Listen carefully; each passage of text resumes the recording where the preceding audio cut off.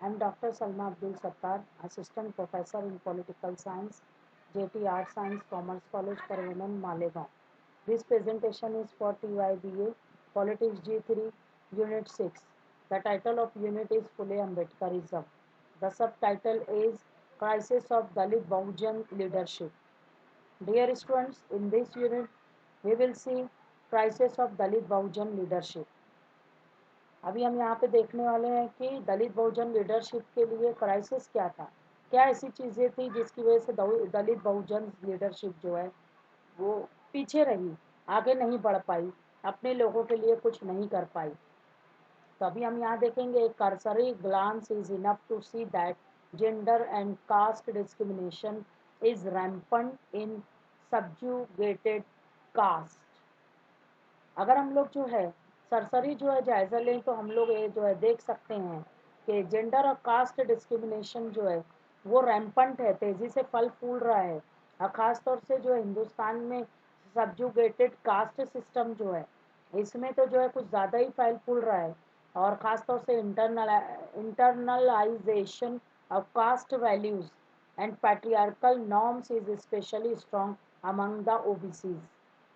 यहाँ पे हम देखेंगे कि इंटरनली भी जो है बहुत ज़्यादा कास्ट वैल्यूज़ को इम्पोर्टेंस दिया जाता है, पैट्रियार्कल नॉर्म्स को जो है इम्पोर्टेंस दिया जाता है। और स्पेशली जो है ये चीज़ें स्ट्रॉन्ग है अदर बैकवर्ड क्लासेस में।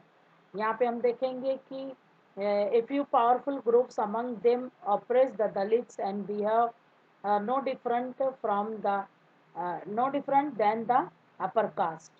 अब इन्हीं के बीच में ओबीसीज के ही बीच में कुछ पावरफुल ग्रुप हैं जो कि ऑपरेस कर रहे हैं दलित लोगों को और बिहेव कर रहे हैं उनके साथ बिल्कुल जो है अनटचेबल के जैसा। यानी ओबीसीज में भी कुछ ग्रुप ऐसे हैं जो कि पावरफुल ग्रुप हैं और वो अपने ही लोगों का एक्सप्लॉयटेशन कर रहे हैं, जैसे पर्टिकुलरली दलित्स का, और बिहेव कर रहे हैं वो ऐसे ही जैसे अपर कास्ट के लोग उनके साथ करते हैं।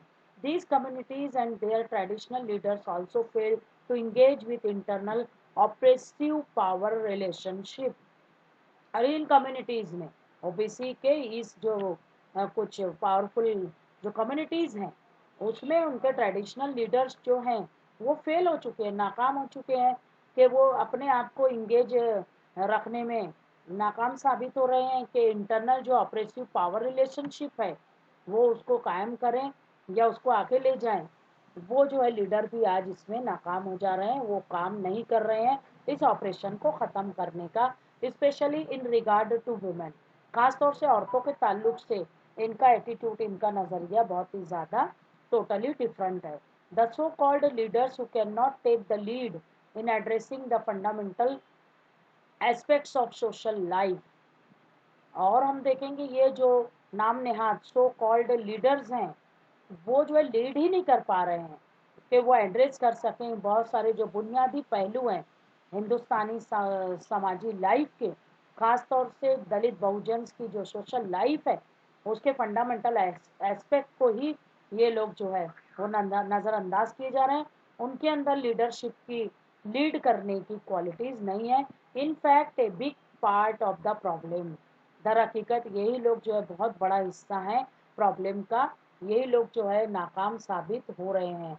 The need for serious self scrutiny in Dalit Bahujan leadership के लिए ज़रूरी है कि वो सीरियसली अपना खुद का सेल्फ स्क्रूटनी, खुद की जांच पड़ताल करें कि हमारे अंदर क्या जो है कमियां हैं, सेल्फ क्रिटिसिज्म, खुद के ऊपर तनकीद खुद करें। Among this community can not be over stressed. और इस कम्युनिटी के बीच में फिर कोई भी ओवर स्ट्रेस नहीं हो सकता है अगर ये अपनी खुद की जांच पड़ताल कर लें, खुद की क्रिटिसिज्म कर लें, खुद को सुधार लें। तो the suffering people will have to produce leaders with the ability and integrity to address the basic issues that keep them down। और जो सफरिंग पीपल हैं इन दलित बहुजन्स में जो मुश्किलात बर्दाश्त कर रहे हैं ऐसे लोगों को अब करना पड़ेगा। They will have to produce leaders, उनको लीडर्स पैदा करना पड़ेगा। और वो लीडर ऐसे पैदा करें, ऐसे प्रोड्यूस करें जिनके अंदर एबिलिटी हो, सलाहियत हो, इंटीग्रिटी या कुव्वत भाईचारगी हो कि वो एड्रेस कर सकें बेसिक जो इश्यूज़ हैं जो इस दलित बहुजन समाज को कीप डाउन कर रहे हैं, नीचे लेके जा रहे हैं। ऐसे इश्यूज को सॉल्व करने की सलाहियत उन लीडरान के अंदर हो, ऐसे लीडर पैदा करने की ज़रूरत है। The new leader should be thinking people. और नए लीडर जो रहेंगे वो कैसे होने चाहिए?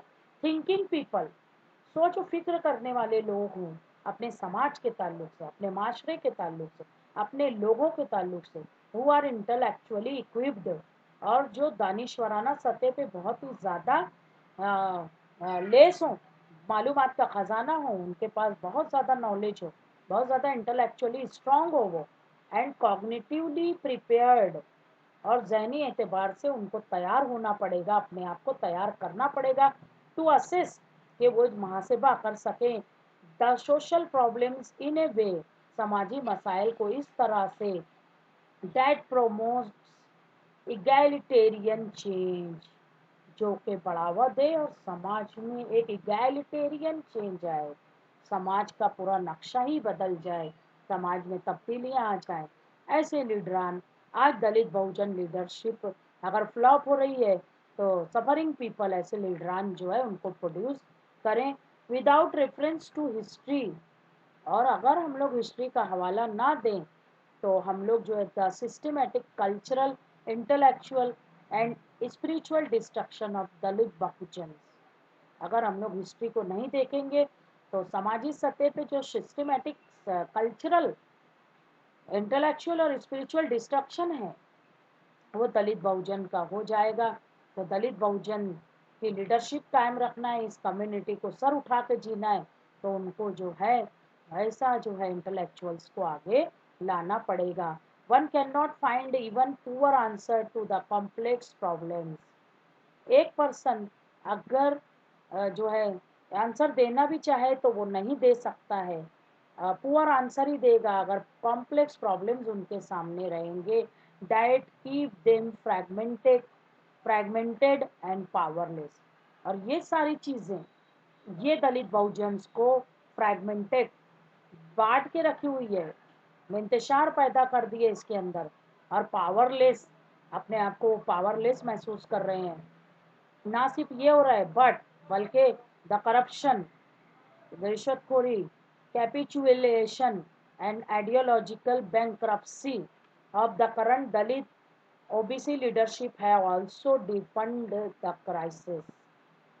आज दलित ओबीसी लीडरशिप है, इसके अंदर क्राइसिस जो है डीपन होता चला जा रहा है। आज करंट तौर पे दलित ओबीसी लीडरशिप है, दलित बहुजन जो लीडरशिप है, आज उनके बीच में करप्शन जो है, कैपिटुलेशन है, आइडियोलॉजिकल बैंक्रप्सी है, नज़रियाती तसादुम है, नज़रियाती तौर पे दिवालिया निकला हुआ है इनका। और ये लोग जो है अपने लोगों के लिए वो काम सिस्टमैटिकली नहीं कर रहे हैं। A cutting edge understanding of the larger dominant paradigm, एक बहुत ही जो है अंडरस्टैंडिंग वसी पैमाने पे इनको लाना पड़ेगा। एक लार्जर डोमिनेंट पैराडाइम, एक जो है प्लेटफॉर्म इनको बनाना होगा जिसमें के गालिब आने वाली तमाम जो है आइडियोलॉजीज इनको डिस्कस करनी पड़ेगी। The long standing political and intellectual dominance of caste and its consequences remains the challenge।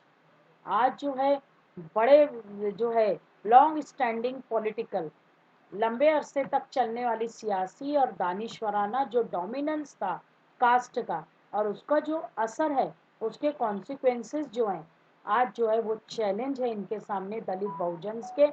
यानी हम देखेंगे यहाँ पर कि हिंदुस्तान की सियासत में आज़ादी मिली जब से लगा के आज तक देखें तो there is long standing political and intellectual dominance of caste. एक पर्टिकुलर कास्ट के लोग ही हैं जो बहुत ही ज़्यादा जो है इनका डोमिनेंस गलबा कायम है, और इसका कॉन्सिक्वेंसेस जो है, इसके असरात हर एस्पेक्ट में दिखते हैं, हर समाज में दिखते हैं, हर तरफ हम देख सकते हैं। तो it remains the challenge for the Dalit Bahujan leadership and this must be complimented with the efforts. और ये चीज़ें जो है इसके लिए ज़रूरी है, इस चैलेंज को फेस करना है तो इनको जो है एफर्ट्स करनी पड़ेगी। कौन सी efforts? To overcome the wide spread internalisation of casteist and patriarchal values. कि उनको बाहर निकलना पड़ेगा। जो इंटरनल कास्टिज्म है, जो मेल डोमिनेटेड जो सोसाइटी की वैल्यूज़ हैं, जो बहुत बड़े पैमाने पे फैली हुई हैं, उससे ओवरकम, उससे बाहर निकल के इनको काम करना पड़ेगा दलित बहुजन लीडरशिप को। तब जाके ये कास्ट डोमिनेंस जो है इस हिंदुस्तान की जो सियासत है उसके असरात जो उनके ऊपर हो रहे हैं उससे वो लोग बाहर निकल सकते हैं।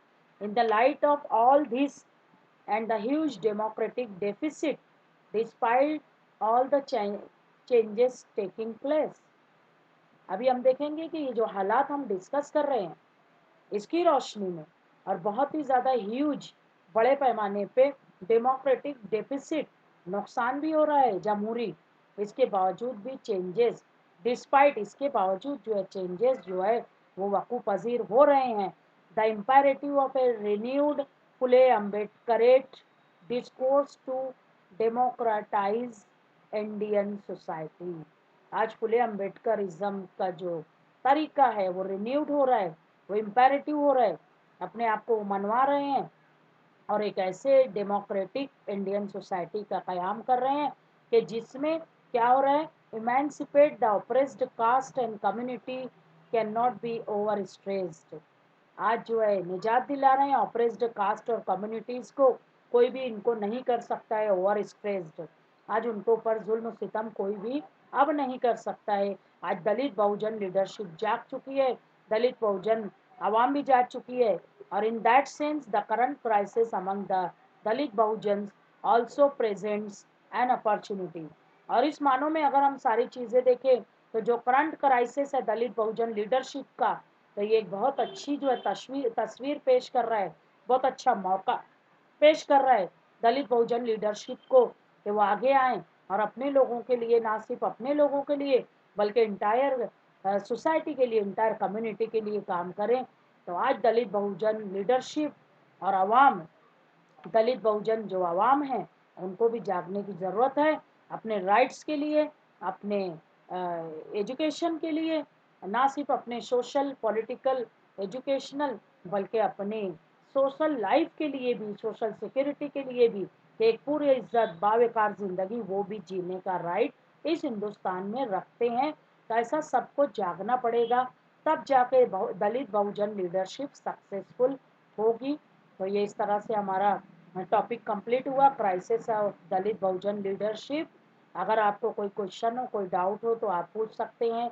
आपके सारे क्वेश्चन, सारे डाउट का सॉल्यूशन आपको देंगे हम। Thank you very much.